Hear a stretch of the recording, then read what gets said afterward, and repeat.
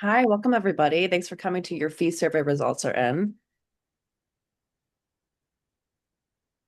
My name is Kashmir Morley. I run Penduli Design Agency. I'll be your Zoom moderator today. And these are our co-hosts, Claudia Ocello and Laura Roberts.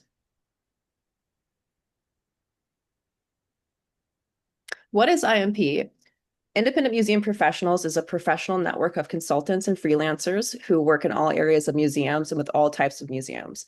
Our network provides a central hub of resources, knowledge, and connections. We actively work to support independent museum professionals, strengthen the relationship between independent museum professionals and museums, and advance the museum field. If you're interested in getting involved in IMP, we'll provide more info at the end of the session.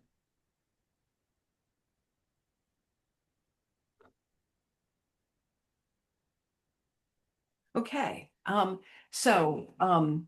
This is we're very excited about the enthusiasm that we've got for this event. We Someone else has to take over admitting folks. Um, and so the New England Museum Association has done a fee survey for several years. I think I was involved in the first one.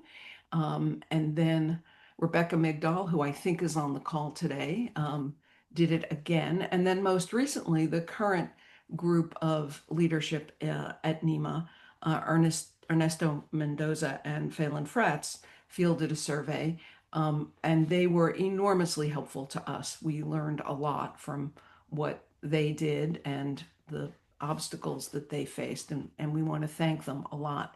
One of the questions that we got is it was about trends, and for the national survey, we just have that one data point of 2024. It might be interesting. I'm putting Ernesto and Phelan on notice. It might be interesting for them to compare I think there were three surveys in the books that go back pretty far to see if there are any trends in the data, but we don't have trend data. Um, we only got 108 responses. We got more people registered for this program than we got responses, which is extremely frustrating to us. There are a couple of reasons for it.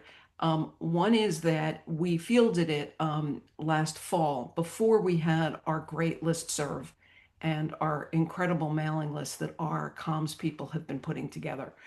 If we were to do it now, we would be able to reach many more people with the links. That doesn't mean we're about to repeat it immediately, but we would reach a lot more people. Um, it was at a time when the whole professional development network was sorting itself out. Um, and and so, for example, it wasn't quite so easy to get to the pockets of independence that we know are out there that are maybe not involved in our network, but are involved at VSA and NAME and various other organizations where there are concentrations of independence. Um, those of you who are in New England, and a lot of you are in New England, would say, well, what's the problem? Just use the IMP list from your regional association. There is no IMP list in the other regional associations. Those of you in the rest of the country know that. New England is unique in that regard.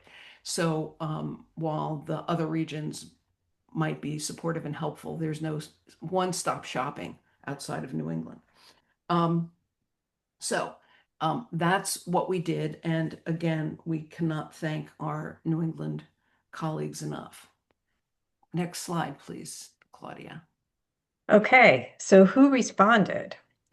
Um, the question in the question asked, You need to change the slide, Claudia. I did. Did it Ooh, not come up? oh, here we go. I got Okay. it.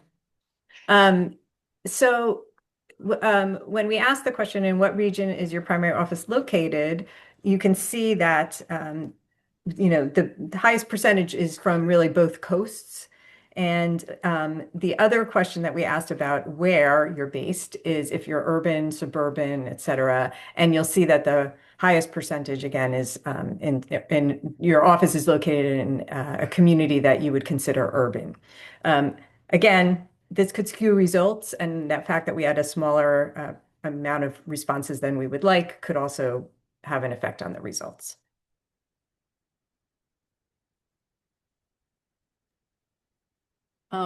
So one of the things that we asked is both how many total years of experience you have doing this sort of work and how many years you've been consulting or freelancing, including part-time.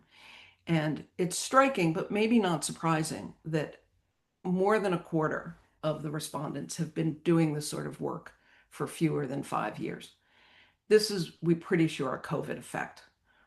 There was so much disruption. People lost their jobs. People changed the way they lived. And so we've got a big chunk of people who have not been at this very long. On the other hand, we have people who are very experienced.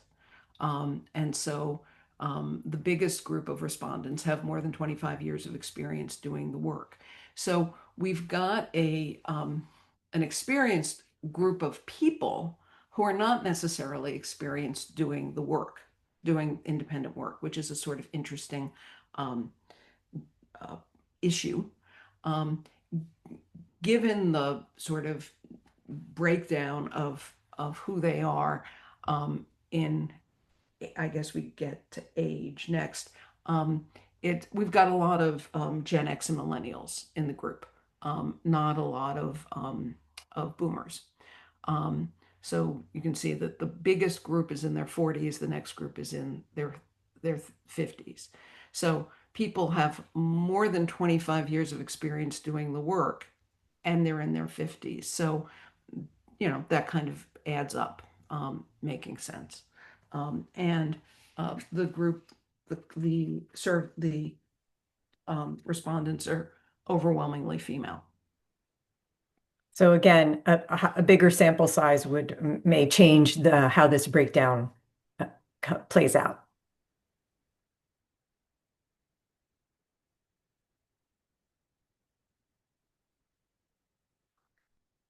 Who's taking this one? Claudia, you or me? I think you can take it. Okay. So the sample was overwhelmingly white. Um, we did find that there was the people who self-identified as white, which are about, 89, 90 people, um, uh, billed slightly higher than those that identified with every other racial or ethnic descriptor. But the numbers are way too small to generalize from that. Um, and then highest level of education, there the numbers are really clear.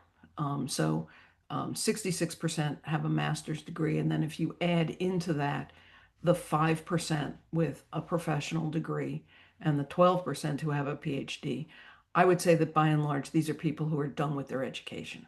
You look at their age; they're in their 40s and 50s, and they've got their graduate degree. So by and large, I think these are, in terms of education, people who are pretty stable um, in their credentialing.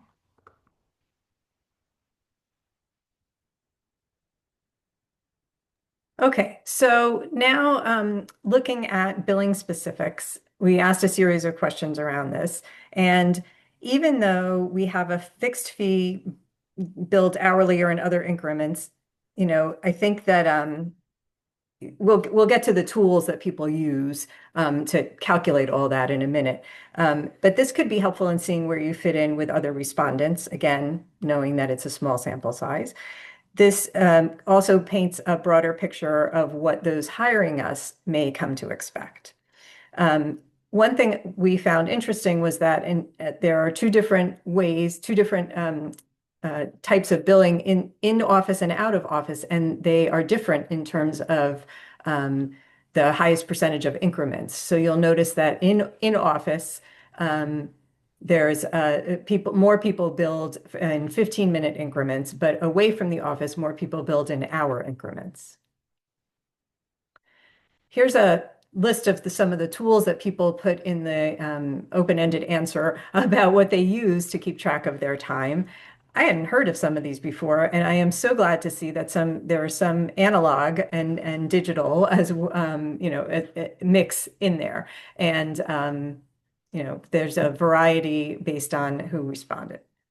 I think the differential in the smallest increment of time billed in out office and out of office is makes a lot of sense. maybe because I do that. Um, as soon as I have to leave my desk, the smallest increment of time increases. I actually increase the smallest increment depending on how far I travel. Mm, So if I okay. have to get on a plane, you're getting billed for half a day or a Right. day. So those of you who are in Greater Boston, if I cross 128, it's more than if I just have to get on the T and go across town. Once I get in the car and cross 128, it's a different world than if I'm just walking out my door and getting on public transportation or driving to a parking garage. So I suspect that hidden in this is actually a variety of practices. And I think it also probably varies with whether or not you bill for travel time. Because if you bill for travel time, then you're less sensitive to I get in my car. So if Right. the clock starts when you get to the client, then you're going to start with a bigger initial increment than if the Exactly. clock starts when you get in your car, if that Hmm. makes sense. Yes. Okay, some more billing specifics. So even though we have that, hourly or other incremental rate, people are flexible and they do change their rates. And this and the following slide will explore when we reduce our rate and when we raise our rate. Um, so based on these responses to reducing our rate, we seem to take it on a case-by-case basis and really look at the client, in this case, for reducing and their ability to pay most often when we are considering a reduction. In this slide about increasing, most often it's when the deadline is sooner than we'd like it to be. But with the next three responses, I work for a for-profit client. I think the client can afford it, and I think the client will be difficult or unpleasant to work with. You notice that it reverts back to the client, which I found very interesting. So that's as compared to the reducing your fees.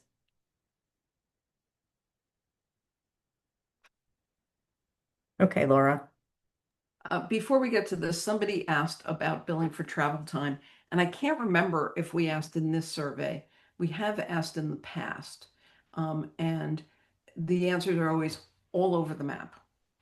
Yes, yes at my full rate, yes at half rate, yes if it's during the workday, yes if it's outside of the workday. So some people think, well, if it's during the workday, I'm using up billable hours, and so I should bill them. But at least one of my friends says, well, if I've got to travel at night, if I've got to leave on Sunday afternoon to make a Monday morning meeting, then I'm damn sure going to bill for my travel time. Or only if I can't get any work done while I travel. So some people bill for travel time if they're driving, but not if they're on the train because they feel guilty because they're working for another client while they're on the train. So in past surveys, I've seen the answer to do you bill for travel time being all over the map. The other thing, and Rebecca and I had this conversation when she first started out. When I first started out, I didn't bill for travel time because I was getting no work close to home. And so I was competing with a bunch of consultants 2 and 3 hours away. And if I had started billing for travel time, I would have been uncompetitive against all of those consultants in Connecticut. And so I just didn't bill for travel time because it would have made me too expensive. And so it's one of those things where we have never gotten any consensus. It's really interesting. Um, and and everybody is pretty sure what they do is right, but also worries that what they do is wrong. Okay, so we got some questions in the registration about regional difference, and this is a little bit complicated and a little bit controversial. And Claudia and I actually disagree a little bit about this. I wouldn't have even created this slide, and here's why. There's a distribution overall, which is pretty evenly distributed among the top four categories. Clarification. There were 108 responses, but people do more than one kind of work. So there were actually over 500 fees quoted. So if you, for example, do exhibition design, but you also do exhibition development and you do audio visual production or photo research, You might have given us three different answers. They might be the same or they might not. So, for example, I charge more for strategic planning than I do for accreditation. Why is a whole nother reason. So 108 people, on average, people actually answered five of the 13 categories, which is kind of astonishing to me in and of itself that we do so much different work. Anyway, so overall, the distribution was pretty even over the top five categories, with very, very few people answering either less than 25, 25, 25 to 50, or 50 to 75. So the top four categories accounted for 80% of the responses. And then we looked at what was the most common response in each region of the country. And the ends here are the number of responses, not the number of people. Okay. So we got 74 responses about billing rates in New England. And of them, 21 said my rate is 126 to 150. So if you look at that, there may be some surprises there. You may look at that and say, wow, Mountain Plains looks really high. And Western and Midwest, San Francisco, Los Angeles, Chicago, Cincinnati look really low. And I wouldn't put too much stock in this. First of all, in Mountain Plains and the Southeast, there are very few people. There are 7 from Mountain Plains and 7 from Southeast. So 3 really experienced people in Mountain Plains can skew the data. 3 very inexperienced people in Southeast can skew the data. We should take a step back. One of the things, we should have explained this at the beginning. One of the things that we were able to do because of the help of an undergraduate student at Harvard in applied math, who happens to be my niece, was to put all of the data in an enormous regression. And what a regression does is it isolates the degree to which any factor in this data set is influencing the independent factor, in this case, the fee. And it took some doing because of the way the survey was designed. The survey was not initially designed to be run through a regression. So Ava had to do a fair amount of data manipulation to get there. But when she ran it through the regression, it came up that actually region and where you were based, urban, suburban, rural, had an insignificant impact on your fee. So how do we square that with this? What influenced fees were total years of experience and education. They were by far, when you ran the regression, the biggest influencer of fee, and drowned out anything else, including geography. So when And we have that later. We have the slide on that we later. do. So Okay. yeah, Sorry, yeah. Claudia. That's okay. So when I say that with 7 people, you can't get too worked up with the fact that 7 people in the Mountain Plains are charging 100 to 125. If you're sitting in the Mountain Plains and you only have a BA and 10 years of experience, this isn't really permission or encouragement to raise your rates. And if you're sitting in the Southeast with a PhD and 25 years of experience, this isn't really encouragement to decrease your rates. Look at what's really driving it, and it's not really geography. But nevertheless, this is interesting. And that was probably really confusing, and we'll get there. We'll get there. Yeah. And again, you will get the chance to see this slide deck and kind of digest it a little bit more. After we're done, we'll be sending out, and I think it'll be posted on the website as well.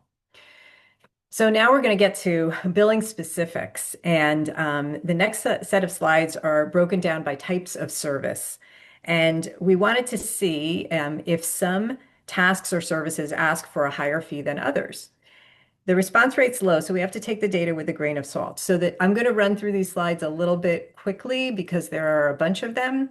But I just want you to, they're set up pretty much the same way, so you can kind of glance at things in this structured format. Administrative services are on the left, or, I'm sorry, the breakdown of the services is on the left. So what we called it, and then we gave these as a definition of what falls under that category. And then on the right is the top 2 or 3 responses that we got for that. And on the bottom, you'll see how many people responded to give us these percentages. And again, remember that people do more than one type of work, so that's why the numbers may seem, when you add all these numbers up of total responses, it's bigger than the number of people who answered our survey overall. Claudia's got to get through 13 of these, and so I hesitate to interrupt. Go But ahead. one of what we learned from NEMA didn't cluster the categories. NEMA had an enormous list of services. And then when Phelan went to analyze it, he said, my brain just exploded. And I don't have enough data to make any sort of observations with this enormous set of categories. So he rolled up his categories into larger buckets.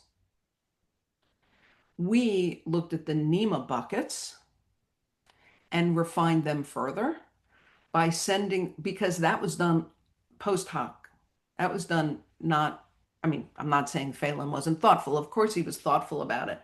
But we then sent out, we looked at the way Phelan grouped them, tinkered with that, sent it out to people who work in those work areas, asked them to edit the categories, and brought them back.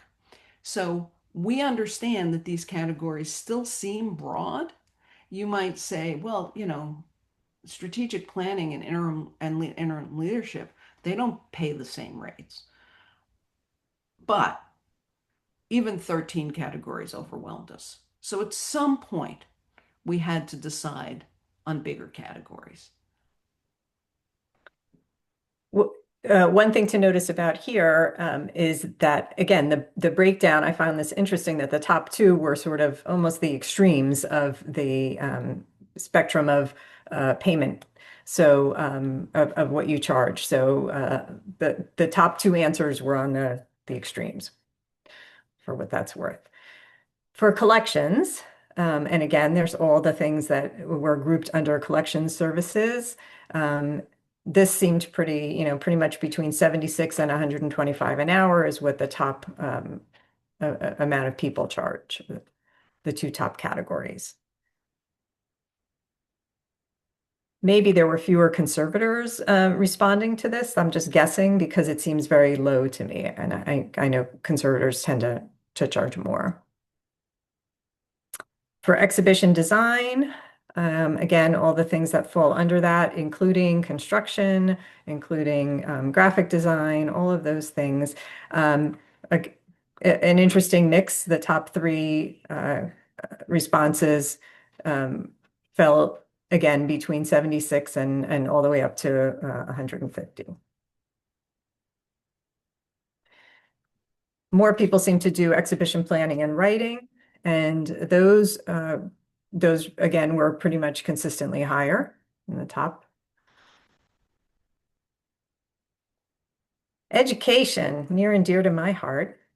And I am happy to say that this was one of the categories that scored up in the highest range, more than 150 an hour. I'm happy to see that there are educators who are charging that much because we are worth it. For development services, this to me was a little bit surprising that there were people who charged on the lower end and there were people who charged all the way on the higher end. So why the big disparity? I'm not sure why that came out that way. Yeah, I wonder if they're grant researchers and grant writers. Those of you who do development might be able to tell us if those are paid less well. Membership Or programs membership. might be, or direct mail. Mhm. The other thing I wonder about is whether online giving is in the hands of younger people who aren't charging as much, although they ought to be. Right. For marketing communication, This surprised me again because it was on the lower end. And although we didn't get very many responses to this, I think, this needs to be taken with a grain of salt. But I wonder if there's, again, people who are maybe just starting out, or there's a lot with social media here, and maybe that's the reason that it's lower, to be determined. For technology, um, as you can see, a lot goes into that as well, including websites and technical support. Again, on the lower end and then on the higher end. We didn't get very many responses, so I think this may be skewed slightly as well. There was an interesting comment in chat about marketing, which is that the Mm, market is saturated. There are a lot of people doing the work, and I think a lot of people from outside museums competing with museum specific consultants in that. that could be. That could be. Human resources. I was surprised this was so high, but I realize also that some of this is especially an executive search commands a higher price. Again, not a huge number of responses. For evaluation services, this was on the high end. And again, I'm happy to see that, and also, I guess, a little bit surprised. Buildings, facilities, security. This one had an interesting spread also, but very few responses.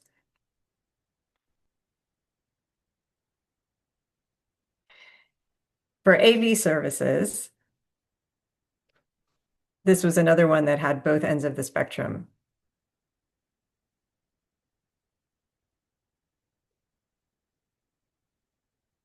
We're almost done. For earned income, we didn't get very many responses. I just want to make that clear from the beginning. So only 8 on this. I'd love to get more to see, because this was almost evenly distributed amongst most of the categories. So we need to really get more people to help us refine these numbers a little bit more. Okay, so let's look at what type of work commonly billed the highest and the lowest. So these categories billed the highest at over 150 an hour. That was the highest response on that was the top response on the that you could answer in the survey. And then the lowest number that you could answer, the 51 to 75, was those two categories: marketing, communications, and earned income. So Laura, I don't know, any theories that you think about the highest, about why the highest has so many? Well, we always expect that development and technology will have high rates. Administrative services, uh, strategic planning and governance, I think from my own experience, when the decision maker is the board, they tend to pay higher than when the decision maker is mid-level staff. Mhm. Um, and here's why, in my observation. The board is used to paying $150 for services. They pay their lawyers $700, $1,000 an hour. Whereas when you're pitching an education director that you're going to do evaluation, they think, well, I'm being paid $80,000 a year, which whatever that translates to is an hourly rate. It's kind of hard for me to swallow paying a consultant a huge increment over what I'm being paid myself, much less what my staff is being paid. And so it's a lot about your frame of reference, with executive directors sort of sitting someplace in between when they're the decision makers. I also, the interesting observation about the market being very competitive. I think the market for good development people is always competitive. It's always Mm, hard to find people, particularly for things like major gifts and capital mm, campaigns. Whereas marketing and communications, there are more people doing the work. The mm. earned income thing is crazy, right? We've got 2 people at the lowest end and 2 people at the highest end, and that's just because we've only got 8 responses. Yeah. I think that will change, I believe, if we get more responses in a future survey. Although not that many people do the work. True. We have to get them to respond, all the ones that do, every single one. Every single one. We've All got the right. ability to get every one of her competitors to That's right. respond. That's right. All right. So what we learned, um, this is Laura and I talked about, looking at the results, and this is what we came up with. And there's probably more that we could say also. One of our takeaways was that the sample size was a bit too small for the averages. So again, we'd like to expand that and in the future survey and get a bigger sample, and then we could compare and maybe see if these results were accurate or not. The longer you've worked in the field and your education level are really the drivers of how much people are charging for services. Not age, not area of the country. It just, again, interesting about that. Laura, did you want to talk about the years? Did you want to expand on that a little bit So more? there's this group of people, large group of people who've been charging 2 to 5, who've been working for 2 to 5 years. We saw that in a previous slide. And they're charging a lot of money. They're charging more than some people who have been doing consulting longer. And at the IMP Programs Committee meeting, we talked about this a little bit. And we talked about the COVID effect, that at the point where those of you who started doing this work in the last 5 years went out as an independent, things were crazy and skewed by COVID. And people were laying off full-time staff, but they still had to have the work done. And so maybe they were willing to pay more because they were over a barrel. Or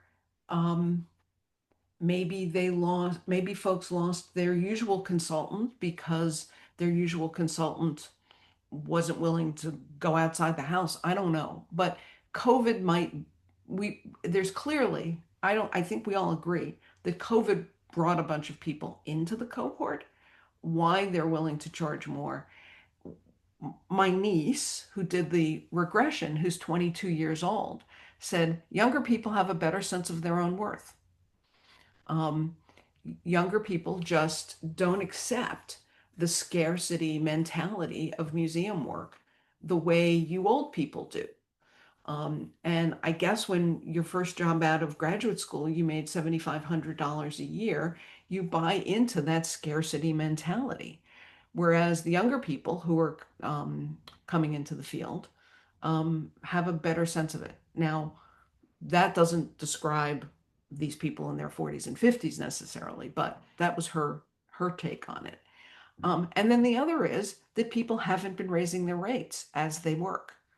And so if you went into this work 25 years ago, you knew, that boy, $100 is going to sound like a lot.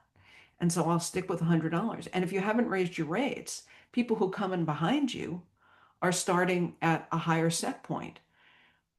We see this when we hire folks, right? Back to when you were working in a museum full time and you were paying someone who worked for you $75,000 and they were accepting it and they resign and you go to fill the job and everybody that you interview says, well, I'll take the job for 85,000, right? You get a set point in your mind and you don't change that. And so probably I'm thinking the single biggest reason is that you older people, you haven't been raising your rates.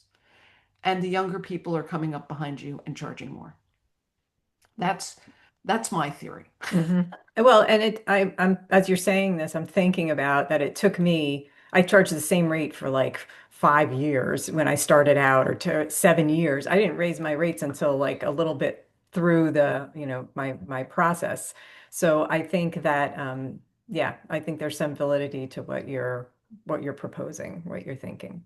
The IMP program committee, Betsy Loring in particular, had another observation, which is that there's a cohort, and I went back to the data, Betsy, and I couldn't quite really prove this, but there's a cohort that went into consulting around the 2008 recession.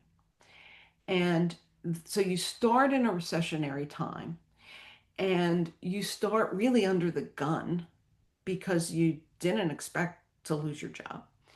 And if you start that way and depress your rate, so maybe that cohort started with a depressed rate, and they in particular are not catching up. That would be me. I'm in that category. I mean that I started during the right after the recession or right during the recession of 2009. So yeah. So if you're a recession independent, then you should really be looking at your rates. Yes. Okay, so just a reminder, I know it's been in the chat a little bit too, that you will get you're going to get a link to the slides and the recording, but we are also preparing a written report that you will get that will talk about some of this commentary and some of our theories, but also provide you with there were a few small categories of things that we did not cover in this in this because we want to make sure that we had time for questions and discussion and everything. So, I know this was quick run through. You can see everything broken down and spend a little more time with it in the report and also in with a link to the slides. So questions we can't answer today. Laura, you want to talk a little bit more about this? So because we ask, do you have any questions? Because we believe during registration, yes, you know, in being responsive. There were some questions that were asked that we can't answer, and we reviewed them yesterday. The three of us reviewed them yesterday. And it's like, yeah, we're not going to be able to answer that question. So we did not ask by variation of type of museum. We didn't ask if you charge more or less when you work for an art museum than a history museum. We could. It'd be a kind of complicated thing to code, but we could.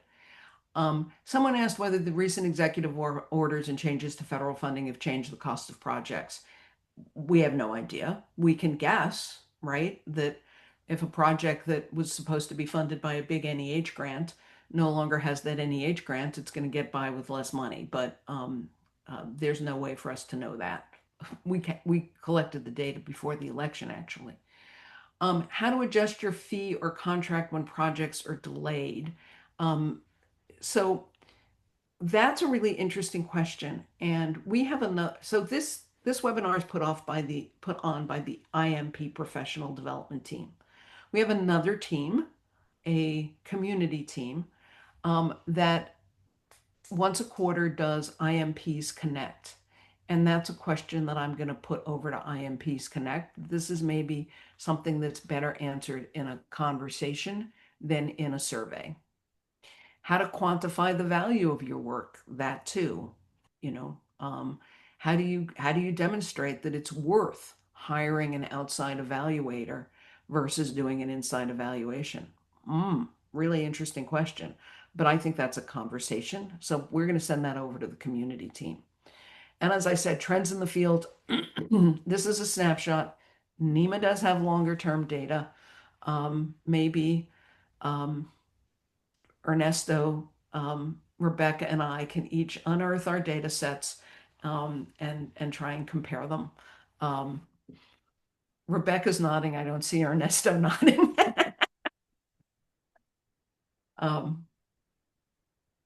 So other questions that came up when we asked that question during registration that we can answer, and there's a couple things that you could take a look at that are already on the IMP website. So questions about how to set your rates, estimating what a job should cost, and then how to determine what to charge and think competitively. These two links will get you to the Pricing Your Projects webinar. You'll see a recording of the webinar so you can listen to that and see what people said about pricing your projects. It was with Laura, as a matter of fact. And then how determining what to charge under that resources tab. If you scroll down a little bit, you'll find the link to the report that was written about or the paper that was written about how to determine your fees. Anything else you want to add about that, Laura? I think this is just some resources on our website to see. Okay. This is probably what you feel like. I know it's kind of what Laura and I felt like after we like looked at all the data and thought through it a little bit. What else are you thinking about? What else could we try to answer? I guess Kashmir, maybe you can help field some of those, and this way we can, we can use part of the time that we have left to talk about that, and leave a little time at the end just to go through what's coming up for IMP. Yeah, that sounds great.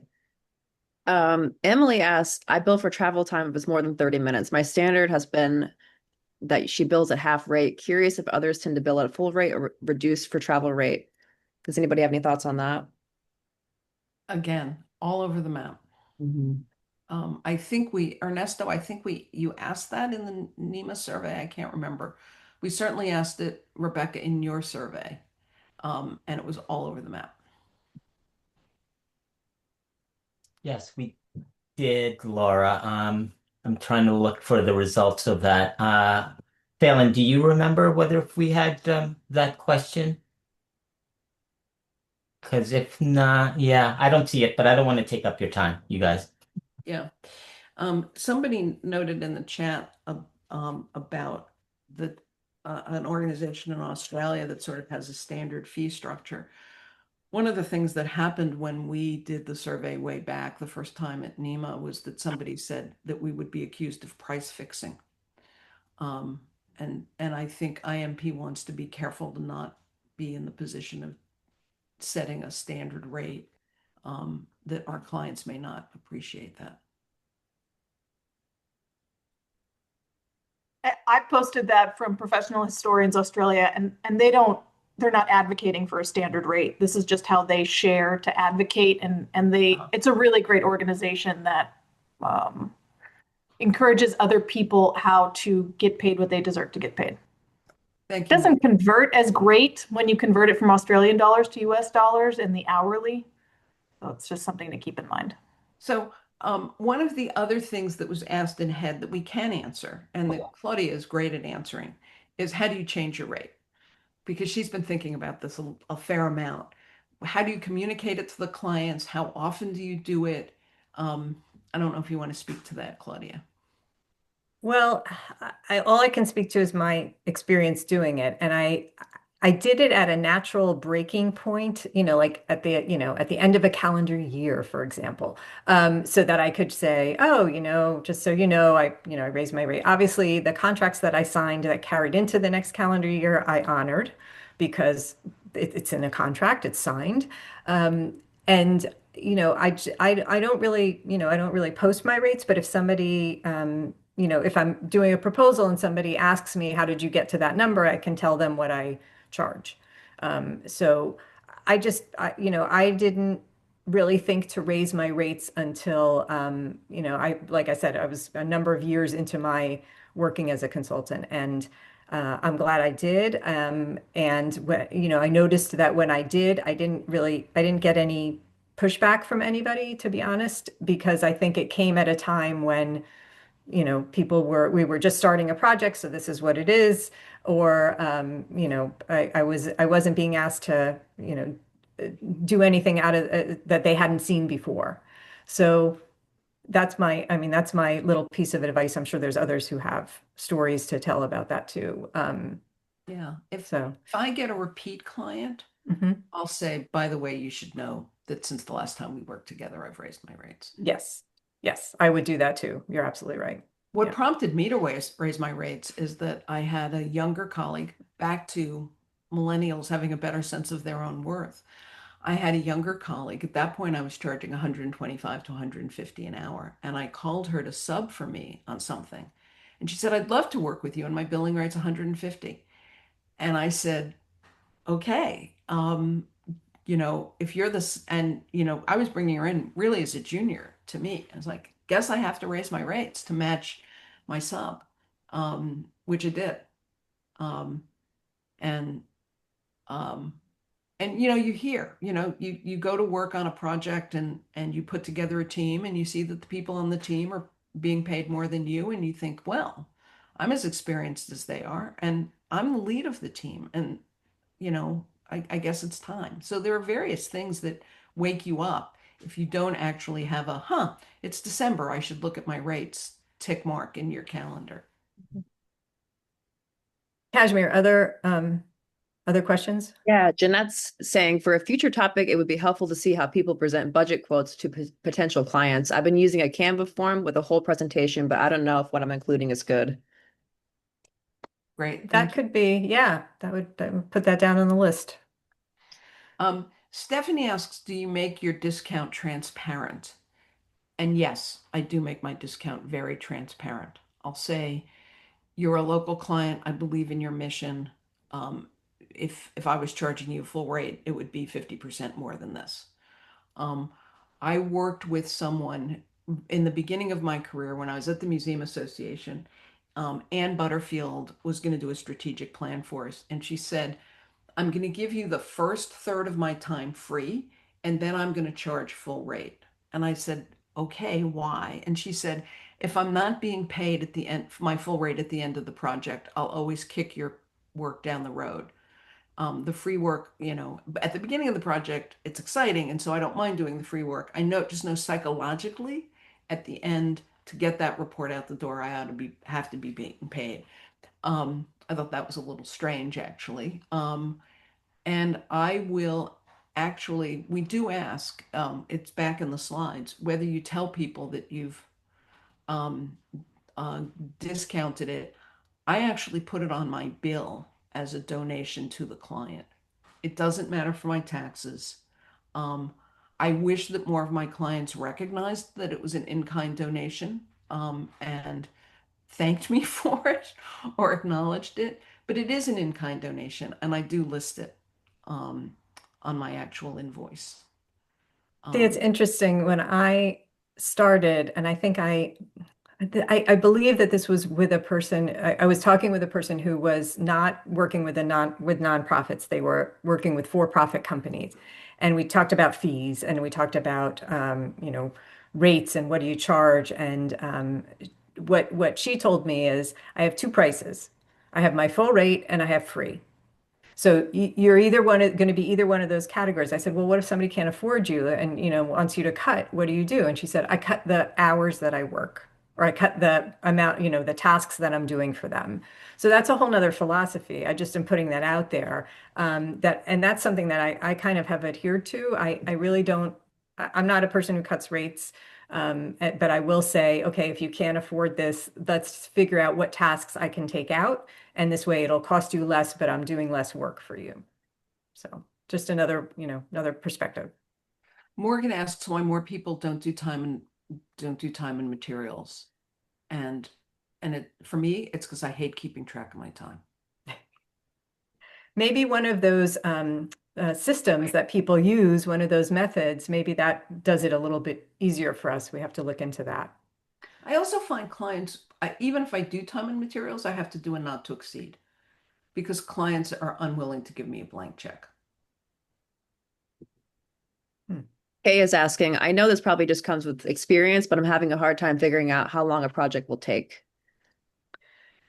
It comes with experience. It does. Yeah. And I have to say that I've definitely gotten better at estimating as I've done more consulting, but I also tend to I tend to think about things that I do them too quickly. I was always underestimating that I would, finish something too quickly. And, I've seen myself now get caught up in researching something or, reading something or going off on a tangent for something. So I'm a little bit better now about estimating the time it takes to do something. And then also knowing my computer skills and the software that I have available and those kind of things also plays into how long it's going to take me to do something. So I'm able to estimate that way better as well. And it means you do have to keep track at the outset. Yes, you do. Yep. So, for example, I tend to say that for an hour of meeting time of facilitating a meeting, I need another hour, both for prep and for doing notes. I have a friend who says 2 hours per hour of live meeting time. Am I more efficient than she is? I don't know. But that's my rule of thumb. That's my guideline. Um, 45-minute interview, I need another half hour to process it. So for every board interview I do, it's an hour and 15 or an hour and a half. someone asks, what is a time and materials contract? It is, I bill you for my time. I bill you for what I spend. Every quarter hour that I work on your project, you get a bill for. And then whatever materials I spend, do I have to print a report for your board? Do I have to do whatever? Versus a project or a fixed fee. I think we're getting towards the end of time, and I wasn't sure if there's any other questions or we want to turn it over to Kashmir to go over the last bit. Do you have any questions that you've harvested, Kashmir, before we do that? No, I don't see any more that we haven't already chatted about. All right. Well, I have a quick question for you guys. I mean, it's regarding the NEMA IMP survey that we took in 2023. I'm curious to find out whether there was some sort of influence in the results of this New England because of our urging of thinking about the fees that people are charging. Whether there was a jump because of that survey. Whether there was a jump in fees, Yes. that's interesting. I can tell you there's a jump in participation because you've got such a great network that we can market to, and they're used to doing these surveys, and they see the utility of them.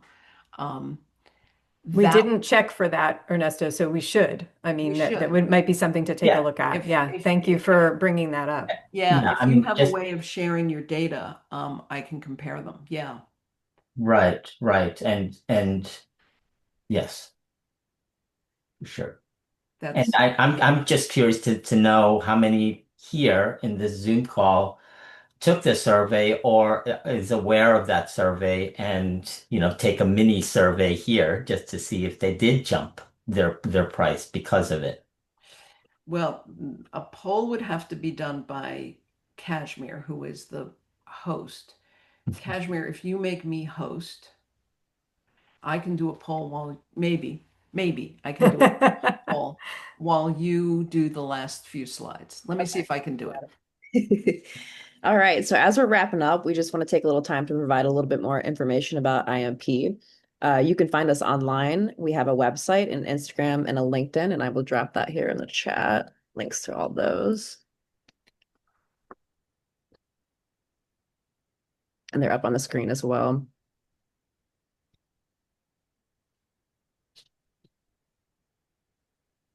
So if you're looking for more ways to get involved, you can volunteer with us. We have a listserv and a newsletter.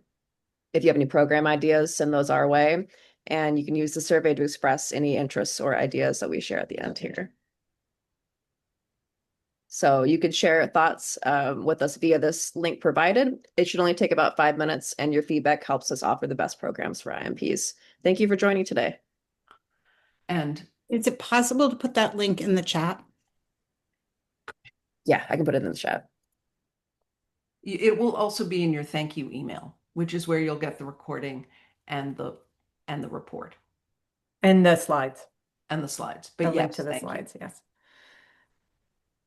So upcoming is one of these IMPs Connect, not a webinar. It's more of a get together about using artificial intelligence. The poll function, for some reason, got completely taken over by AI and won't let me create a new poll. So AI is not being my friend at the moment.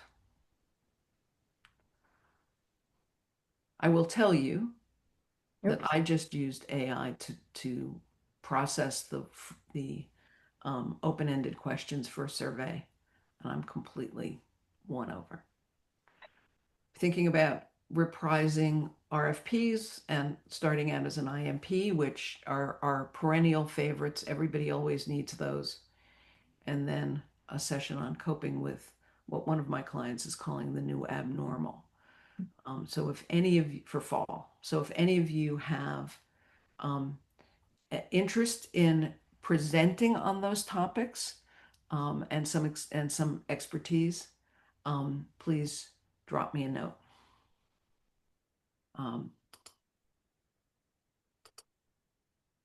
Yeah, and that's that's our presentation. Stay tuned for your, for more coming in your email from us.